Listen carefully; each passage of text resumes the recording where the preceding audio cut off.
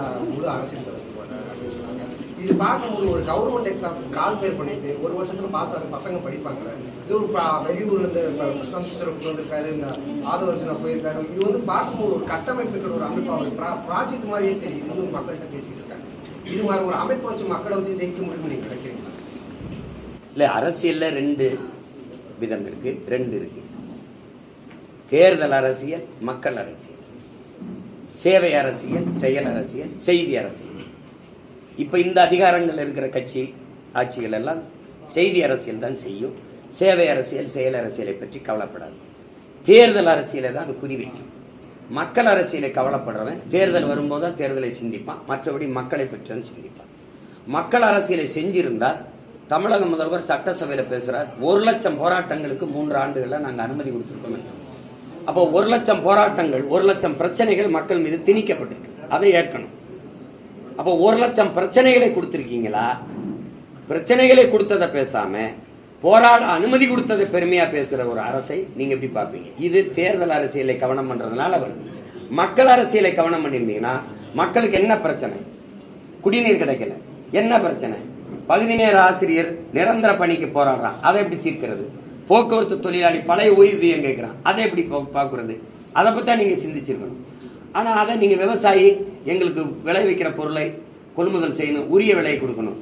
உரிய விலை நீ கொடுக்கிற விலையை எடுத்துக்கூட, அடக்க விலையை கொடு, அக விலையை கொடுன்னு கேட்கிறான். எண்ணற்ற பிரச்சனைகள் இருக்கு. இந்த பிரச்சனைகளை தீர்க்கணும், அது மக்கள் அரசியல். இப்ப இங்க இந்த தேர்தல் அரசியலை செய்கிற எப்பவுமே வியூக வகுப்பாளர்களை தேடுவாங்க, இந்த ஸ்ட்ராட்டஜிஸ்ட் கொண்டு வருவாங்க. இவர் இந்த இதுல இதை போடுங்க, அந்த போடுங்க, பிராண்டு. உங்களுக்கு தெரியும், அப்பாங்களா ஒரு பிராண்டி. நீங்க என்னை பெற்றவரை வந்து நான் அப்பா நானா கூப்பிட்டுருவேன், என்னை அப்பான்னு கூப்பிடு. அப்பான்னு கூப்பிட்டீங்கன்னா உனக்கு பள்ளிக்கூடத்துக்கு போக காசு தருவேன். அண்ணான்னு அண்ணான்னு இப்ப என்ன எல்லாரும் அண்ணான்னு கூப்பிடுறாங்க, அண்ணான்னு கூப்பிடுறாங்க. இப்ப இந்த புள்ள வந்து பெரியப்பாங்க இல்ல மாமான்னு சொல்லும், ரொம்ப பெரியவங்க சித்தப்பான்னு சொல்லுவாங்க. எனக்கு என்னை விட பெரியவங்களுடைய பசங்கள்லாம் அது வந்து ஒரு பாசத்துல சொல்றது. ஒரே பிராண்டா அப்படி இப்ப பெருந்தலைவரை காமராஜர்லாம் என்னவா சொன்னீங்க? இப்ப எங்க பாட்டனா இருக்கார் வாவுசி, அவரெல்லாம் என்னவா சொன்னீங்க? நான் தான் பாட்டன்னு சொல்றேன். எங்க தெய்வ திருமகன் எங்க தாத்தா முத்துராமலிங்க தெரு, நான் தான் வந்து தாத்தான்னு சொல்றேன். நீங்க எங்களெல்லாம் ஒண்ணும் சொல்ல மாட்டீங்க. எங்கிருந்தோ வந்தவனா அப்பா தந்தை அம்மா. தமிழனுக்கு பெத்தவன் அம்மாவா இருக்கிறது இல்ல, பெத்தவன் அப்பனா இருக்கிறது இல்ல. இந்த பஞ்சாயத்து இருக்குது. இந்த இதுல நீங்க மக்களை சந்திக்க தம்பி வரணுங்கிறதுல நான் வரவேற்கிறேன், மகிழ்ச்சி. வந்து சந்திக்கிட்டோம். அதுல வந்து அவரு ஒரு அரசியலை திட்டமிட்டுறாரு, அவருக்கு சில ஆலோசகர்கள் இருக்கிறாங்க, அவங்க சொல்றதை கேட்டு அவர் இயங்குறாரு. அது அவருடைய இது. இப்ப நீங்க கேட்கறது இப்ப இவங்களுக்கு தெரியுது, அங்க இருக்கவங்க தெரியுது, மக்களுக்கு தெரியுதுன்னா அவங்க தான் முடிவெடுக்கணும். நாங்க அப்படி இல்லை.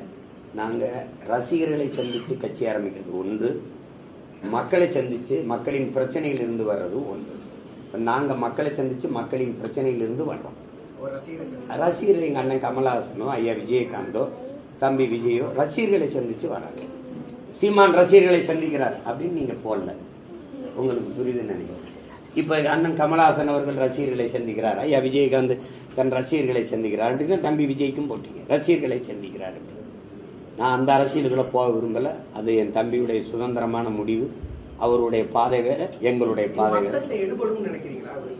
அது எடுபடுது படல, கவலைப்பட வேண்டியது அவரு.